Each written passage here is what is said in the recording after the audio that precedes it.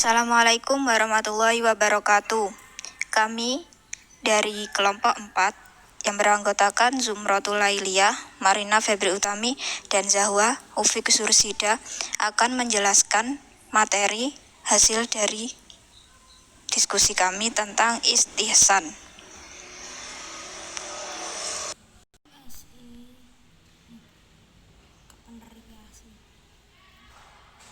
Pokok pembahasan yang akan kami bahas pada materi ini yaitu 1. Pengertian dari istihsan, 2. Dasar hukum istihsan, 3. Macam-macam dari istihsan, 4. Pendapat ulama tentang istihsan, dan 5. Relevansi istihsan di masa kini dan mendatang.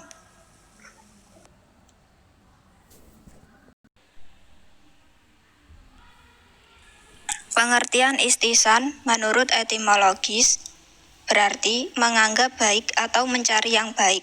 Menurut ulama usul fikih, ialah meninggalkan hukum yang telah ditetapkan kepada hukum yang lainnya pada suatu peristiwa atau kejadian yang ditetapkan berdasarkan dalil syara'.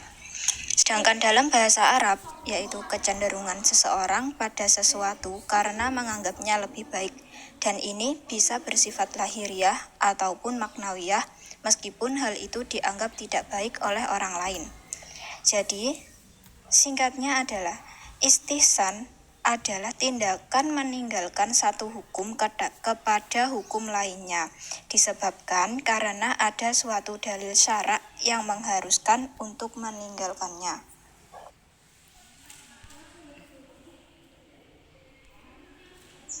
Dasar hukum istihsan terdapat pada Quran Surat Az-Zumar ayat 18, yang artinya, yang mendengarkan perkataan lalu mengikuti apa yang paling baik di antaranya, mereka itulah orang-orang yang telah diberi Allah petunjuk, dan mereka itulah orang-orang yang mempunyai akal.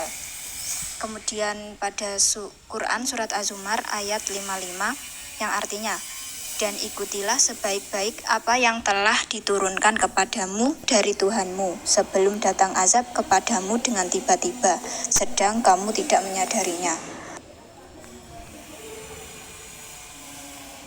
Macam-macam istihsan dibagi menjadi 4. Yang pertama yaitu istihsan dengan nas. Istihsan dengan nas yaitu perkara pada setiap masalah yang menunjukkan hukum yang bertentangan dan berbeda dengan kaidah yang ditetapkan, yang mempunyai nas dari Allah Subhanahu wa Ta'ala. Yang kedua, istihsan dengan ijma'. Istihsan dengan ijma' ialah suatu peralihan dari hukum pada satu-satu masalah yang telah menjadi kaidah umum kepada hukum yang istinbat melalui ijma'. Yang ketiga, istihsan dengan kedaruratan, yaitu ketika seorang mujtahid melihat ada suatu kedaruratan atau kemaslahatan yang menyebabkan ia meninggalkan qiyas demi memenuhi hajat yang darurat itu atau mencegah kemudaratan. Yang keempat yaitu istihsan dengan urf. Istihsan dengan urf yaitu meninggalkan apa yang menjadi konsekuensi qiyas menuju hukum lain yang berbeda karena urf yang umum berlaku, baik urf yang bersifat perkataan maupun perbuatan. Pendapat para ulama tentang istihsan. Ibnu Subki mengajukan 2 rumusan definisi, yaitu yang pertama, beralih dari penggunaan suatu qiyas kepada qiyas lain yang lebih kuat daripadanya. Yang kedua, beralih dari penggunaan sebuah dalil kepada adat kebiasaan karena suatu kemaslahatan. Ibnu Subki menjelaskan bahwa definisi yang pertama tidak diperdebatkan karena yang terkuat di antara 2 qiyas harus didahulukan. Sedangkan terhadap definisi yang kedua, ada pihak yang menolaknya. Alasannya bila dapat dipastikan bahwa adat istiadat itu baik karena berlaku seperti itu pada masa Nabi atau sesudahnya. Kemudian istilah di kalangan ulama Malikiyah yang dikemukakan oleh Al-Syatibi, salah seorang pakar Malikiyah. Istihsan dalam mazhab Malikiyah adalah menggunakan kemaslahatan yang bersifat juz'i sebagai pengganti dalil yang bersifat kuli. Definisi ini mengandung arti bahwa seorang mujahid semestinya menetapkan hukum dengan berpedoman kepada dalil yang ada yang bersifat umum. Namun, karena dalam keadaan tertentu mujahid tersebut melihat adanya kemaslahatan yang bersifat khusus, maka ia dalam menetapkan hukum tidak berpedoman kepada dalil umum yang ada, tetapi menggunakan kemaslahatan atau kepentingan yang bersifat khusus itu. Kemudian di kalangan ulama Hanabilah terdapat 3 definisi sebagaimana dikemukakan oleh Ibnu Qudamah. Yang pertama, beralihnya mujahid dalam menetapkan hukum terhadap suatu masalah dari yang sebanding dengan itu karena adanya dalil khusus dalam Al-Quran atau Sunnah. Yang kedua, istihsan itu ialah apa-apa yang dianggap lebih baik oleh seorang mujahid berdasarkan pemikiran akalnya. Yang ketiga, dalil yang muncul dalam diri mujahid yang ia tidak mampu menjelaskannya. Dari definisi istihsan pertama yang berlaku di kalangan ulama Hambali tersebut, dapat disimpulkan bahwa seorang mujahid tidak menetapkan hukum sebagaimana yang ditetapkan pada kasus yang sejenis dengan kasus itu adalah karena ia mengikuti dalil lain dari Al-Quran dan Sunnah.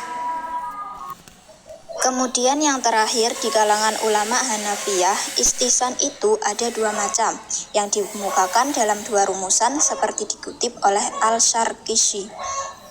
Yang pertama, beramal dengan ijtihad dan umum pendapat dalam menentukan sesuatu yang syarak, menyerahkan kepada pendapat kita. Yang kedua, dalil yang menyalahi qiyas yang zahir, yang didahului prasangka sebelum diadakan pendalaman terhadap dalil itu. Namun setelah diadakan penelitian yang mendalam terhadap dalil itu dalam hukum yang berlaku dan dasar-dasar yang sama dengan itu, ternyata bahwa dalil yang menyalahi qiyas itu lebih kuat dan oleh karenanya wajib diamalkan. Dari penelaah terhadap 2 definisi yang berlaku di kalangan ulama Hanafiyah tersebut dapat diberikan penjelasan bahwa arti istihsan dalam definisi pertama tidak menyalahi sesuatu apapun karena pengertian yang terbaik dalam hal ini adalah di antara 2 hal yang kita dapat memilih karena syarak telah memberikan hak pilih kepada kita.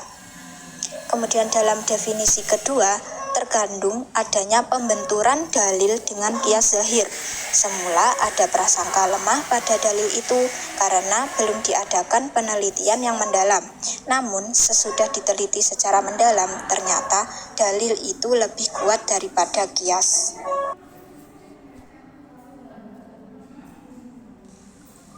Di sini kami mengambil 4 contoh relevansi istihsan di masa kini dan mendatang.